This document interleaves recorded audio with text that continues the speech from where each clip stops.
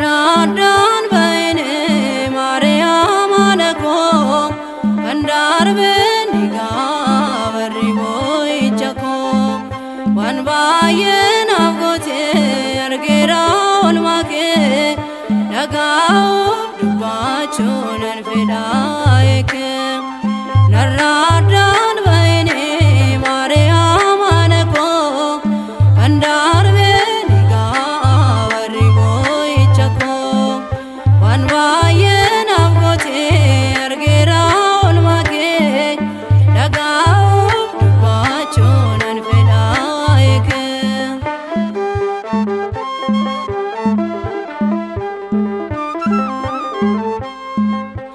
ansaababan qabaa yoo waamuu maqaa kee seenaaf jedheen miti argeera oolmaa kee qulqulleetti jedhu dhaloonni hundumtuu araarsuuf makeetiin dhiifamaa argatu narraadhaan bayne Maariyaam anakoo kan darbeen dhiigaa warri boo'icha koo waan baay'ee naaf gootee argeera oolmaa kee dhaga'uuf dubbachuun nan fedhaa eekee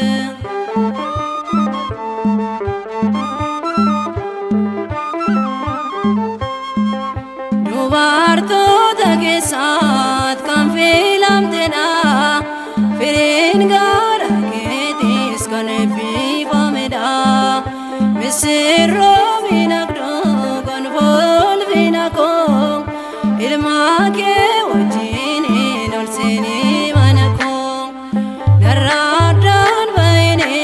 Maariyaam anakoo kan darbeen dhiigaa warri boo'icha koo waan baay'ee naaf gootee argeera oolmaa kee dhaga'uuf dubbachuun nan fedhaa eekee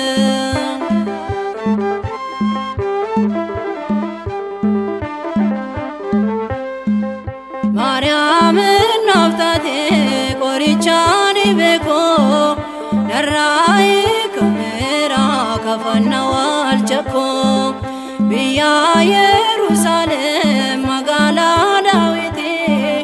harka koo laadheera gara Siyoonitti narraadhaan bayne Maariyaam anakoo kan darbeen dhiigaa warri boo'icha koo waan baay'ee naaf gootee argeera oolmaa kee dhaga'uuf dubbachuun nan fedhaa eekee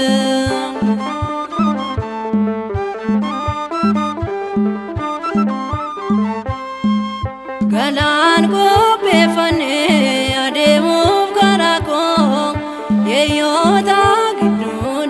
biyyi jireenya koo akka hin moofneef na waamaa maqaa kee anaaf